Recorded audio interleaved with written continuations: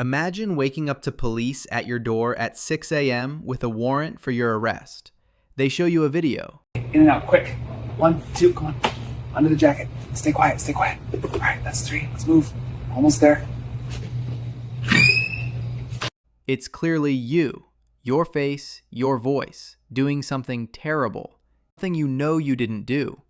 But here's the terrifying part. The video looks absolutely real, more real than your own memories of that night. This is happening right now in 2025. Sora 2 and other AI tools can destroy your entire life with a 60-second fake video. And today, I'm going to show you exactly how to protect yourself. So Sora 2 just came out from OpenAI, and honestly, it's absolutely terrifying what this thing can do. This isn't like the old deepfakes we used to laugh at. This creates videos so realistic that even forensic experts are struggling to tell what's real and what's fake. We're talking about perfect physics simulation, cloning your exact voice from just 3 seconds of audio, shadows that perfectly match the sun's position, even natural camera shake that just feels human. Here's an example. When Sora 2 generates a basketball game, if someone misses a shot, the ball actually rebounds off the backboard naturally. It doesn't just teleport or glitch. It bounces like real physics. And here's what should really worry you. The app hit #1 on Apple's App Store in just 2 days. That means millions of people now have access to this technology, including people who might want to hurt you. So I've been tracking these court cases, and judges are already dealing with fake evidence that they can't immediately identify as deepfakes. Let me break down exactly how criminals are doing this. First, they clone your voice. All they need is a few seconds of you speaking, maybe from a voicemail you left someone, an Instagram story, literally anything where you're talking. That's enough to perfectly copy your voice. Second, they create the scene. They'll put you at a crime location with perfect lighting that matches the actual weather that day, shadows in all the right places, even metadata that looks completely legitimate. And the third step is where this gets really disturbing. They're creating sexual deepfakes of anyone, including minors, using tools that anyone can access. Even when it's eventually proven fake, the damage to someone's reputation and mental health is already done. But here's the scariest part. It's created something called the liar's dividend. Now actual criminals can look at real evidence against them and just claim it's all deepfake. Our court system, it's completely overwhelmed by this.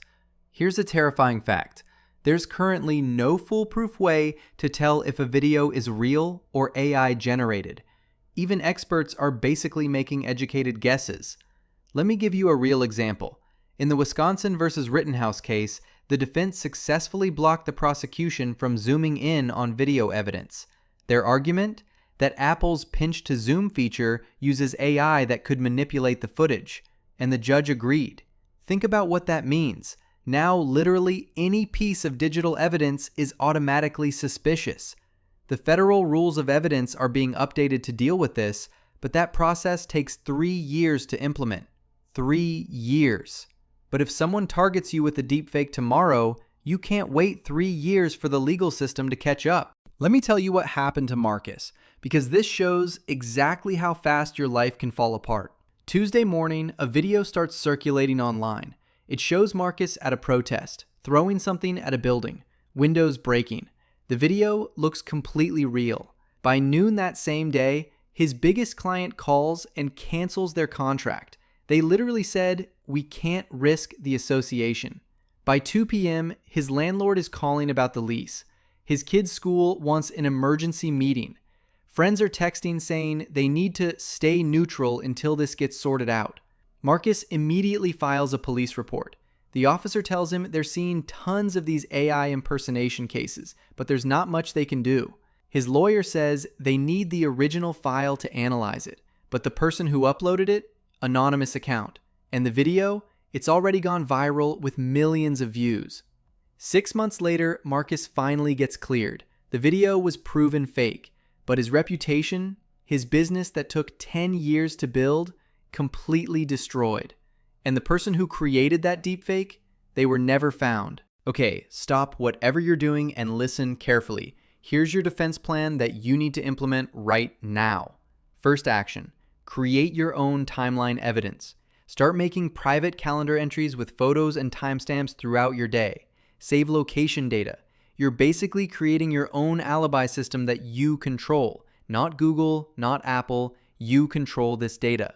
Second action, set up voice protection with your family. Choose a code word right now. If someone calls claiming to be you in an emergency, your family hangs up and calls you back on your saved number. Never trust incoming calls, especially if they're asking for money or help. Third action, if a fake video of you appears online, immediately capture the highest quality version you can find. Screenshot everything. The username who posted it, the upload time, any comments. The first version that gets uploaded usually has the most forensic evidence that experts can analyze. But there's something even more powerful that could save you. So I discovered something called content credentials. It's basically invisible metadata that proves exactly when and where a piece of content was created. Major companies like Adobe and Microsoft are already implementing this. It's being fast-tracked to become an international standard called ISO 22144. You should demand this on any content you create professionally. There's also forensic detection methods that are pretty fascinating. Experts can analyze something called compression artifacts. These are tiny distortions that happen when files are processed. A real photo has one layer of compression, but deepfakes usually have multiple layers because they've been processed several times. Plus, there's new watermarking technology that embeds invisible markers directly into videos. These markers survive even if someone takes a screenshot or records their screen. But here's the urgent part. Real-time deepfakes are already happening. Scammers are literally changing their faces during live video calls to impersonate other people. Which brings me to what I call the nuclear option. You need to reduce your digital footprint, and you need to start now. Delete old photos that clearly show your face from social media. Remove voice recordings. Lock down your profile so only people you actually trust can see your content. I know this sounds extreme, but consider this. 1 in 20 identity verification failures are now linked to deepfakes. That's 5%, and it's growing fast. If you're an executive or public figure, you need to go even further. Create a content provenance policy. Start cryptographically signing all your official communications so people can verify they actually came from you. And if you do get targeted by a deepfake, you have to move incredibly fast. Report it to the platform immediately. If it involves minors or sexual content, contact law enforcement right away. And seriously consider hiring a digital forensics expert who specializes in deepfake detection. The window to contain the damage is usually less than 24 hours. After that, it's often too late. And honestly, this is just the beginning of the problem. Sora 2 is rolling out to millions of people through ChatGPT Plus and Pro subscriptions. Soon, basically everyone will have access to this technology. The detection tools we have, they're hitting about 90% accuracy in perfect lab conditions. But in the real world, against someone who really wants to frame you, the success rate drops way lower. Courts are now proposing new rules that would require expensive expert analysis anytime digital evidence is challenged as a potential deepfake. What does that mean for regular people? If you're not wealthy enough to hire these experts, you might not be able to prove your innocence. As for legislation, Louisiana just became the first state to pass comprehensive deepfake evidence laws with House Bill 178. That's one state out of 50. We're basically on our own here. Look, I didn't make this video just to scare you.